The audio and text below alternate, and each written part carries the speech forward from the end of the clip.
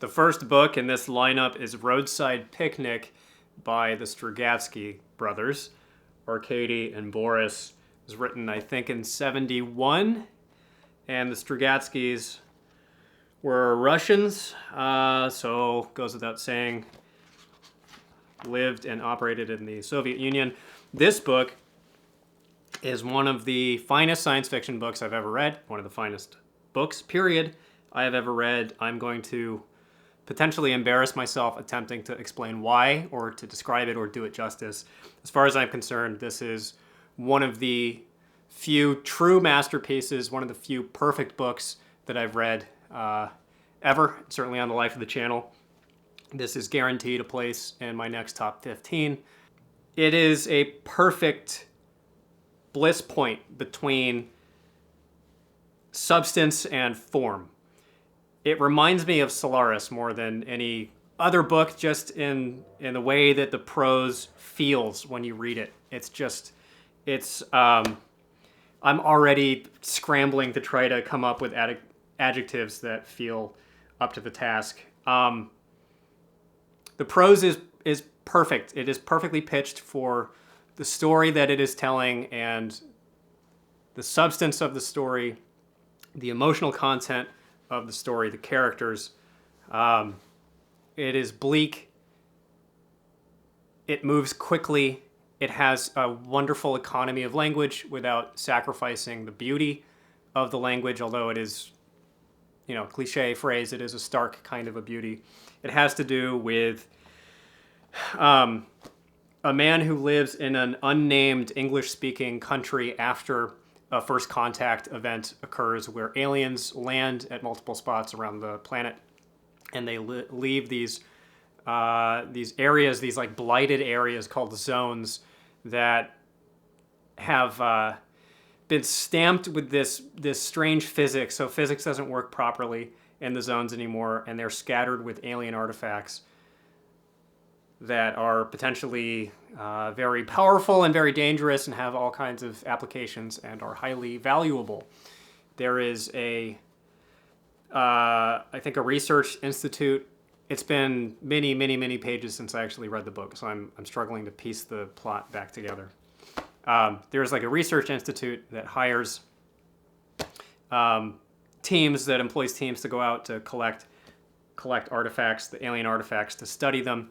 And there's an underground of stalkers, people who freelance to illegally infiltrate into the zones at potential cost of their own lives to smuggle out artifacts, alien artifacts, to sell on the black market.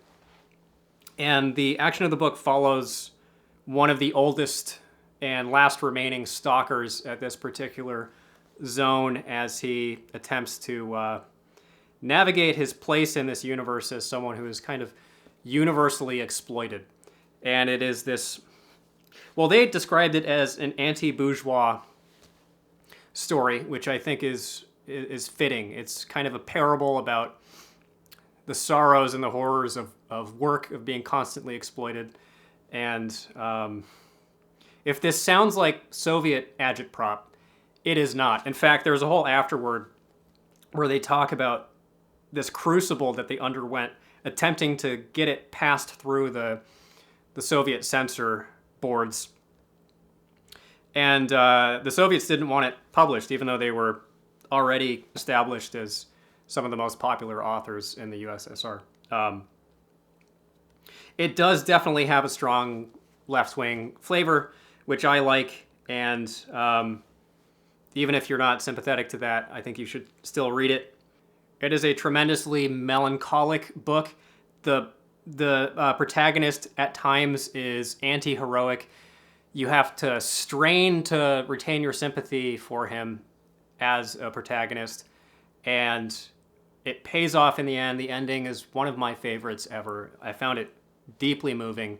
I found every part of the book deeply moving. All of the characters were memorable and perfect and not overplayed, not overdescribed. The setting itself was so vivid that it felt like watching a documentary.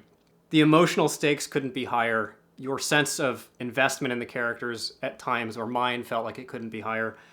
It was a perfect book. I gave it 10 out of 10. This might be my first 10 out of 10 on this channel. if I had to redo the top 15 video now, I think I would probably put this,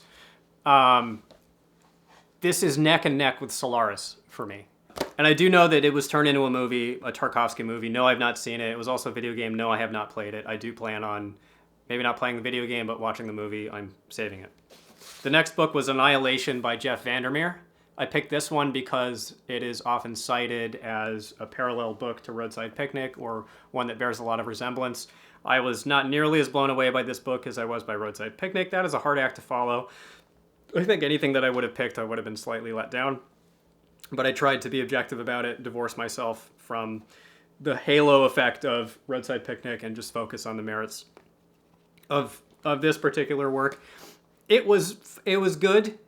I was not as smitten with it as I had hoped to be, and I know that there are a lot of people that praise this book, give it the highest possible marks. It just didn't hit me on that level. It was perfectly fine.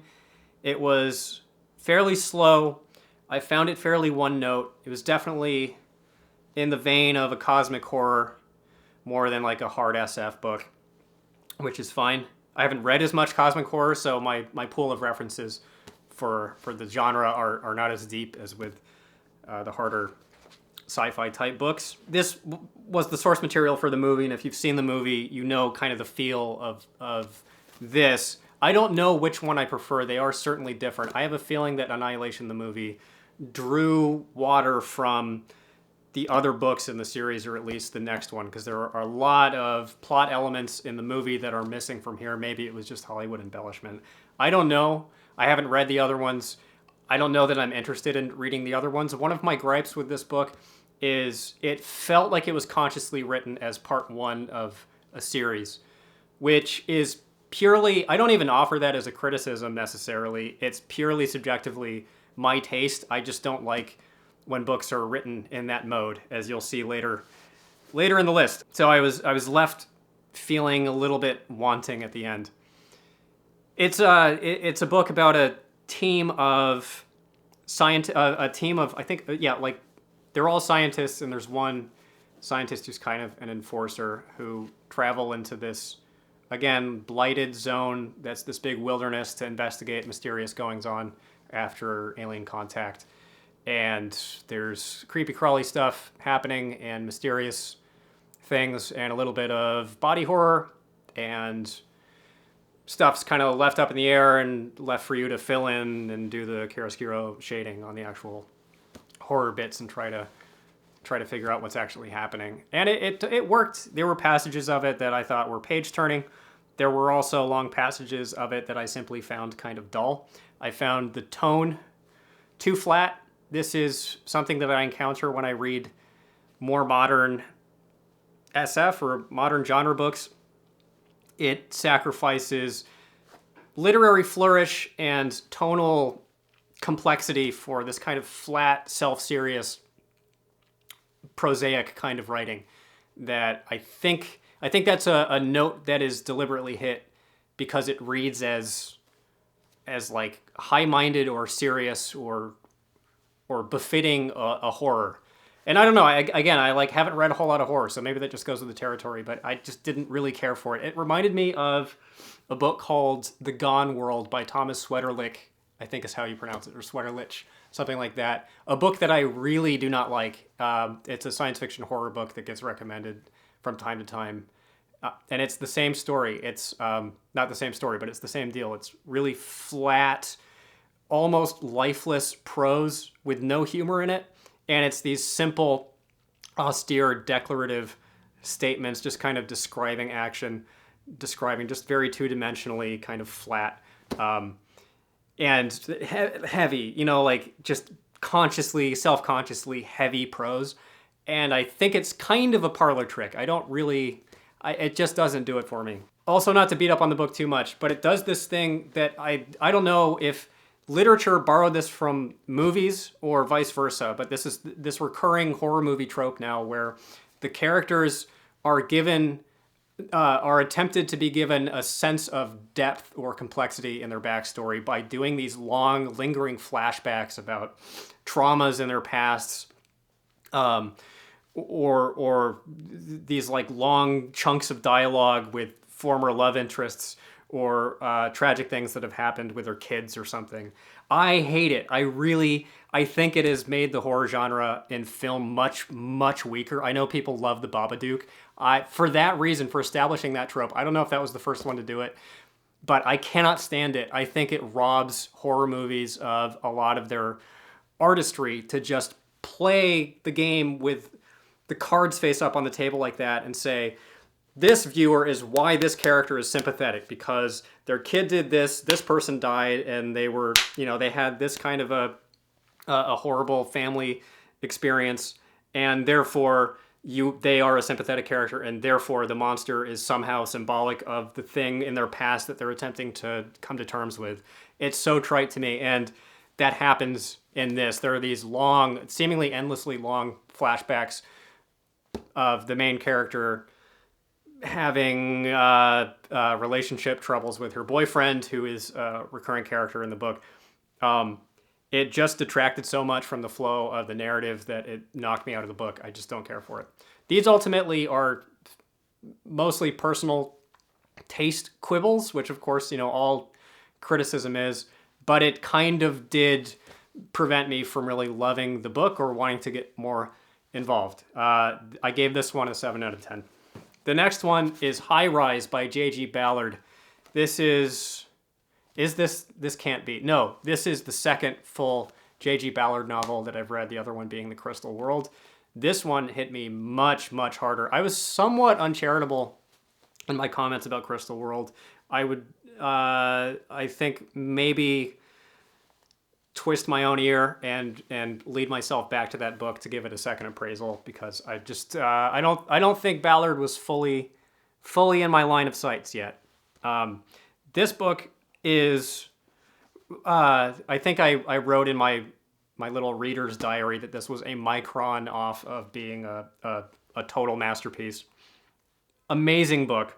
It's written in 1975, and it's about a high-rise, as you could guess, a luxury apartment building that has, I think, capacity for 1,000 people to live in it. All hyper-modern, built with all the latest amenities for urban professionals and social aspirants and wealthy people, and it is roughly stratified into 3 tiers. At the bottom, it's a lot of flight attendants and media people. In the middle, it's kind of professional managerial type people, and at the top it's the aristocrats. And the book kind of plays around with that very on the nose class strata imagery and then discards it and moves on to much more sophisticated themes. And it's about the absolute complete catastrophic breakdown of the operations internally of the building in a physical way, and also in terms of the social contract just disintegrating under the weight of unresolved and unresolvable social tensions and class tensions, until people descend into absolute anarchy and savagery to the point where they become post-lingual, where people don't even speak. People become true kind of atavistic barbarians. And like disturbing, violent, dark book, played 0% as black comedy, 0% as satire, as far as I can tell. I didn't detect any of it. And because Ballard is such a masterful writer, that adds to the profundity and the effectiveness of the book. And I know that I said I don't like the one note, just hitting the dread note on the keyboard and holding it thing. But Vandermeer is not J.G. Ballard.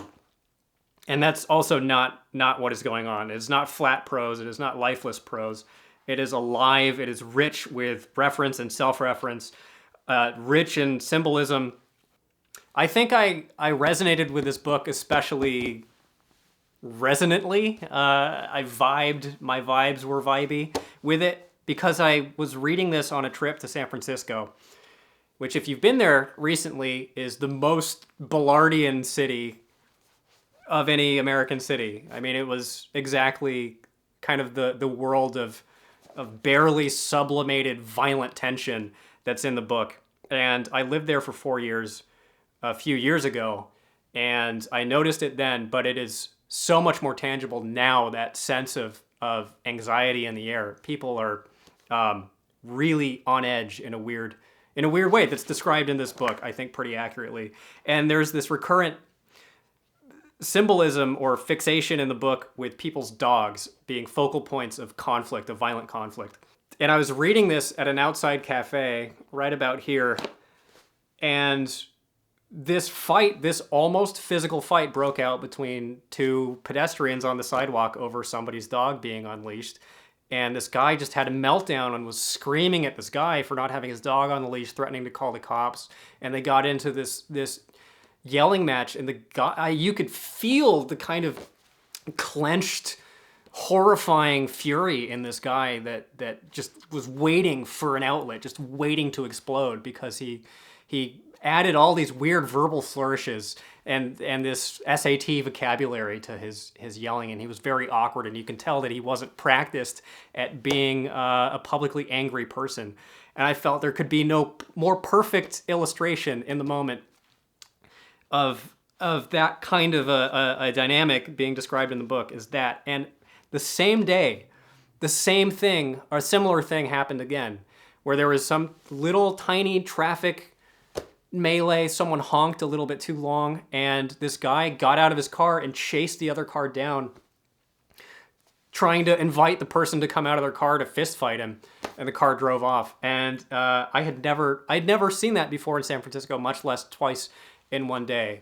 And this, I think, isn't just like a funny kind of synchronicity that happened. I think that there's really something at play in the air, that there's this infuriated alienation that's driven by technology, that's driven by total absence of any kind of a social contract or a sense of commons, that Ballard noticed and is becoming more and more immediately noticeable, at least to me. I gave this one a 9 out of 10. The next one I read is the final book in the Dying Earth series by Jack Vance, a series that I've talked about a lot. The Dying Earth, the first one, is among my very favorite books, and the two Cudgel or Kugel, or however it's pronounced, books are also total masterpieces, classics, especially Eyes of the Overworld. I prefer to Cudgel's Saga. Rhialto the Marvellous is the final book. I had been saving it for a rainy day, basically. I needed a palate cleanser from High Rise, and I had some stuff going on in my personal life. It didn't make me want to read more Ballard. I was going to read Crash, but it was just a little bit too bleak, so I needed something a little bit feel-good. So I picked Rialto the Marvellous. I was surprised that it didn't quite scratch the itch for me. It just kind of lacks the magic of the other three books, and it lacks the panache. It's still a Jack Vance Dying Earth book, so it is good. The stories are loosely centered around this guy, Rhialto, who is a magician, one of a handful of magicians who were locked into a kind of a litigious relationship of political blocks. And the stories are kind of a satirical look at them attempting to litigate their way out of their own selfish actions and provide rhetorical cover for their own kind of Machiavellian operations behind the scenes, trying to screw one another over. And it works for what it is. It's funny. You know, Jack Vance is always funny. I talked about it on my last Whatnot auction. Vance drew a lot of influence from P.G. Wodehouse, and if you've read Wodehouse, you know that style of droll humor, and it is recapitulated or recaptured in the Dying Earth books, and especially in this one, and in the Cudgel books. The first Dying Earth book is not played as much for comedy as the other ones. This one certainly is. It just, it wasn't nearly as captivating as the other ones for me. It wasn't quite as interesting. Rialto was a less clear character to me, and I struggle even to describe him. He's kind of a playboy, bon vivant type. There was some interesting stuff, doing more legwork to explain the magic system and how magic works in this far future, which was left deliberately ambiguous, or more ambiguous than the other foregoing books. But this one was more forgettable and less exciting, although there were parts that made me laugh. I gave it a 7 out of 10, which is a little shocking, but I gave it a 7 out of 10. And finally, I couldn't quite decide what to read next. Decided to hand my fate over to the fates, to the random name picker. I've inputted every single eligible title that I own in science fiction and fantasy into an app on my phone. I can just press a button and I can pull one up at random. So I did that, and the universe punished me by picking Pandora's Star by Peter F. Hamilton. Punished you, Matt, I hear you saying as a Greek chorus, angrily, pissily in my comments, which I know are coming. I really did not care for this book, which is too bad because it's 1,000 pages long, and at a certain point around here, even though I was not enjoying it, I had sunk enough cost to succumb to the fallacy of finishing it out. And also I had multiple people telling me, just keep going until you hit chapter 18. Chapter 18 is incredible. It's going to totally change your opinion of it and redeem it for you. And chapter 18 was very good. Did it redeem the book for me? No, it did not. I will say as a preface that I am out of step with the majority of my science fiction booktuber peers in saying that this is not a good book or not a book that I enjoyed. I am definitely in the minority. I'm not attempting to be a vocal minority. I don't want to lavish this with too much scorn that it doesn't necessarily deserve. I simply thought that it was insanely bloated and really had no business being 1,000 pages long. And I ultimately think that it was not a great use of a sizable chunk of time. 988 pages, really 2,000 pages if you factor in Judas Unchained, is a big ask. That is a lot of pages for a book. In order to be a book that long, you really have to earn the page count. Mostly it produced feelings of frustration, exasperation, boredom, and disbelief that nothing was happening, that it just was not paying off for me at all, really at all. There were a handful of good things that I can say about it. There was one chapter that is the chapter that everybody entreated me to keep reading until I hit, which is chapter 18, which is certainly the best part of the book. That chapter is very good. It's concise. It moves along. It's a page turner. Delivers this big vision, this big articulation of a particular part of the plot and the workings of this universe that was really fascinating. And that part of it I loved. That is only one chapter. And everything preceding and following that was just kind of this long, boring slog through forgettable characters, bad prose, attempts at humor that were pretty try-hard and not very good. Long tracks of dialogue, long tracks of hyper-specific description of non-essential, unimportant parts, irrelevant to the plot of how the world works. And that's one of the things people praise it for, of being like really detailed and rich in its construction of this universe. I will put it to you like this. There's a section of it where Hamilton describes every single menu item that one of the characters gets from a breakfast buffet. So if that is your idea of like good world building, that level of fine-grained detail or inescapable descriptions of trains, then this may be a book for you. The very, very, very basic plot is there are two distant stars that are enclosed in Dyson spheres. Humanity can't figure out why. They send people to go try to figure out why, and stuff happens. It takes place in this the Commonwealth universe, so humanity has this galactic empire called the Commonwealth that's basically like a democratic capitalist system with major technological advances in the form of virtual immortality granted through medical treatments and also wormhole transport instantaneously across enormous distances through going through these portals on trains, on specific makes and models of trains with specific numbers of cars behind them carrying specific payloads of goods through very specific landscapes. There is a community college's worth of characters. He does not stop introducing new characters until around page 800, which is insane. It's not insane if you go on to read Judas Unchained. Hopefully, that's what I hear, is that stuff set up in this book pays off in Judas Unchained, doesn't pay off in this one. I have almost no recollection of most of what happened in this book because most of it was bloat. And then this big firework of the chapter 18, of this big high action thing that happens that's really interesting. And then again, it's like this long slog. I kept coming back to two metaphors when I was reading it to try to, I don't know, make myself feel better or something. It felt like one of those dreams where you're trying to run, but your body's made of lead and you just can't speed up or open your eyes right, and you're trying to do something, but it just takes forever. Also, it feels like standing on line for a Disneyland ride. Like when I was a kid, I would go to Disneyland for my birthday every year, and I always wanted to go to the Indiana Jones ride, and it's usually during peak time, so sometimes you'd stand in line for like 2-3 hours just for this, like 10-minute ride, maybe 10 minutes. So you're just kind of standing there waiting, and you're looking at Indiana Jones themed things on the wall, pieces of decor, ferns and little idols and stuff. And you kind of look at it, it's like, this is kind of part of the experience, kind of part of the ride. And then you finally get up to the car, you get bracketed in, you get jostled around, chapter 18. There's stuff coming at you, there's interesting, cool stuff happening for 10 minutes. And then it's over. And then it's like that, and then you have to stand in line for another hour to finish the book after chapter 18.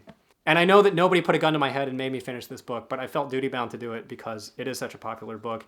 No, I am not going to go on to read Judas Unchained. If you think my opinion of this book is invalid because I'm not going to read the next 1,000 pages, I don't know what to tell you other than, so sorry. Let me talk about actually the things that I did like about it, because despite everything that I've said, there were a couple high points. Hamilton does two things quite well. One, he does give the background of the Commonwealth a feeling of reality in his depiction of the politics and economics that drive it. It feels grounded in reality. It feels much more grounded in reality, in fact, than in our reality than either Revelation Space or the culture. Hamilton also is very good at writing aliens. There were multiple species of alien in the book that I thought were very interesting, that I would have liked to have seen more of and heard more from. And I would say even maybe give it a shot, because if you do end up loving it, then that's a complete windfall, because there's 2,000 pages just of this series,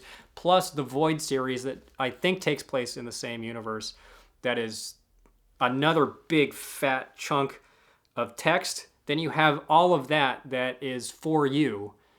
And that is a great thing. I think also it does make sense as an entry point into science fiction for people maybe who are used to this format of the long fantasy series, who respond poorly to hard SF exposition or dense plotting, or want something that's more character driven, because this more closely resembles fantasy than a lot of harder science fiction books that I've read, a lot of more complicated space operas that I prefer.